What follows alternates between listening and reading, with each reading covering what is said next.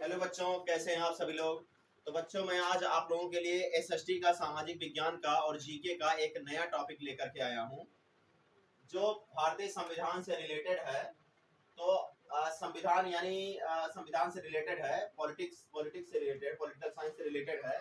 तो चलिए, आज हम आप लोगों के लिए एक नई टॉपिक लेकर के आए जिसका नाम है विधानमंडल। क्या है? विधानमंडल।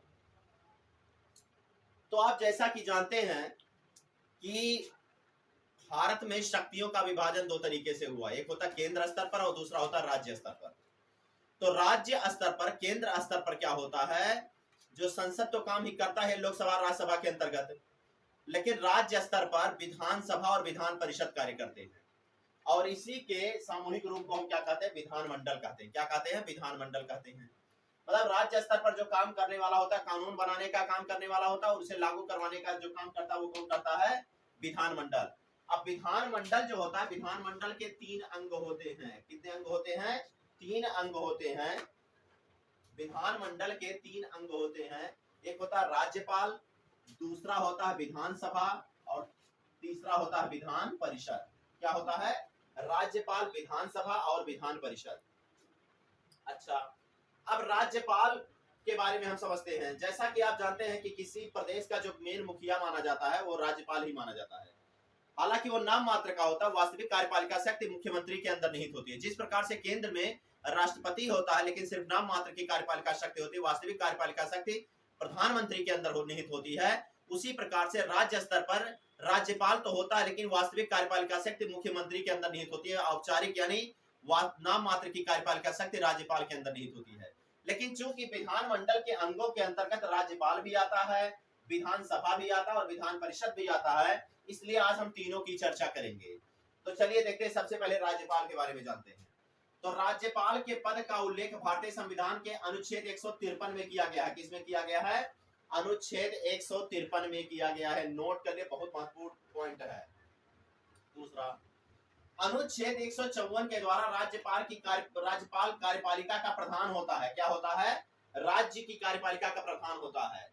यानी अनुच्छेद 153 में राज्यपाल के पद का उल्लेख है और अनुच्छेद 154 में यह माना गया है कि किसी भी राज्य में जो राज्यपाल होता है वह कार्यपालिका का क्या माना जाता है? प्रधान माना जाता है। क्या माना जाता है? प्रधान माना जाता है। तीसरा पॉइंट आ जाइए। अनुच्छेद 155 के अंतर्गत राज्यपाल की नियुक्ति राष्ट्रपति द्वारा की जाती है। प्रश्न आ जाता है कि राज्यपाल की नियुक्ति किसके द्वारा की जाती है? तो राज्यपाल की नियुक्ति राष्ट्रपति के द्वारा की जाती है। किसके द्वारा? राष्ट्रपति के द्वारा। लेकिन वह जो अपना शपथ ग्रहण करता है उस राज्य से संबंधित उच्च न्यायालय के मुख्य न्यायाधीश के समक्ष अपना शपथ ग्रहण करता है। ये बात याद रखिएगा। तो राज्यपाल, अनुच्छेद 155 के अंतर्गत राज्यपाल की नियुक्ति किसके द्वारा की जाती है? राष्ट्रपति के द्वारा की जाती है। किसके द्वारा? राष्ट्रपति के द्वारा की जाती है। और राज्यपाल अपना जो त्यागपत्र देता है वो राष्ट्रपति को ही देता है। किसको देता है? राष्ट्रपति को। अच्छा, अब अगर योग्यता की बात करें तो वह भारत का नागरिक हो, वह पागल कोढ़ी दिवालिया ना हो, वह किसी लाभ के पद पर ना हो। लेकिन प्रश्न क्या पूछता है कि राज्यपाल के लिए कितनी न्यूनतम योग्यता होनी चाहिए? तो कितना होना चाहिए? 35 वर्ष कम से कम पूरी कर चुका हो। अपनी आयु जो है वह 35 वर्ष पूरी कर चुका हो। अच्छा, अब जो शपथ ग्रहण करता है राज्य को शपथ राज्यपाल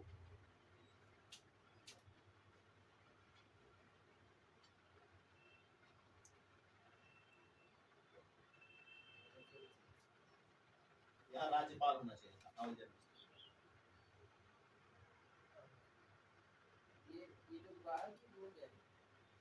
अरे अभी खाली हुए थे।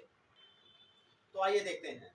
अब योग्यता की अगर बात करते हैं तो कोई योग्यता जो राज्यपाल की होनी चाहिए, सबसे पहली योग्यता वह भारत का नागरिक हो, 35 वर्ष की आयु पूरी कर चुका हो, वह पागल कोढ़ी दिवालिया ना हो, वह किसी लाभ के पद पर ना हो। अच्छा, अब अगर शपथ ग्रहण की बात करते हैं तो राज्यपाल जो होता है, कौन होता है? राज्यपाल। राज्यपाल को शपथ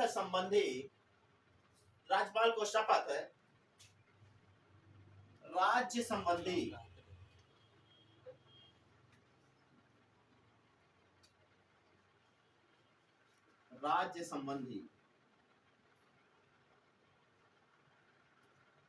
संबंधी उच्च न्यायालय के मुख्य न्यायाधीश दिलाते हैं।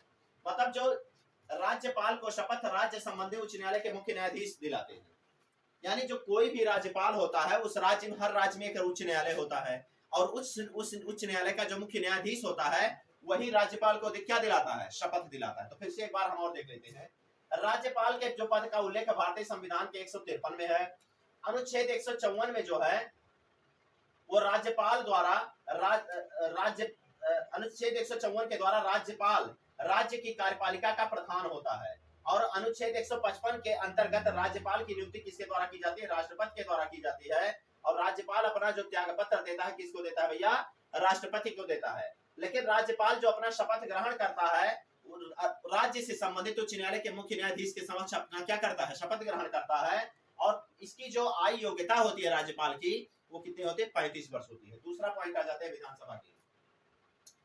विधानसभा का जो वर्णन है भारतीय संविधान के अनुच्छेद 170 में है और यह एक निम्न सदन है, यह एक अस्थायी सदन है, मतलब कभी भी भंग हो सकता है। अच्छा, इसमें जो अधिकतम सीटों की जो संख्या होती है भैया कितना होता है, 500 हो सकती है, परंतु 60 से कम नहीं होनी चाहिए। बात याद रखिएगा, 60 से कम नहीं होनी चाहिए। और इसके सदस्यों का जो कार्यकाल होता है भैया 5 वर्ष होता है और इसके सदस्यों की न्यूनतम जो आयु होती है भैया कितनी होती है, 25 वर्ष होती है। और इसके सदस्यों का जो निर्वाचन होता है जनता द्वारा प्रत्यक्ष रूप से किया जाता है, जैसे लोकसभा का होता है उसी प्रकार होता है। अच्छा, इसमें पदाधिकारी दो प्रकार के होते हैं, एक होता है अध्यक्ष और क्या होता है दूसरा उपाध्यक्ष होता है। अब आ जाते हैं विधान परिषद की बात करते हैं। इसका वर्णन भारतीय संविधान के अनुच्छेद 171 में है और इसे उच्च सदन कहते हैं, जबकि इसे क्या कहते हैं, निम्न सदन कहते हैं।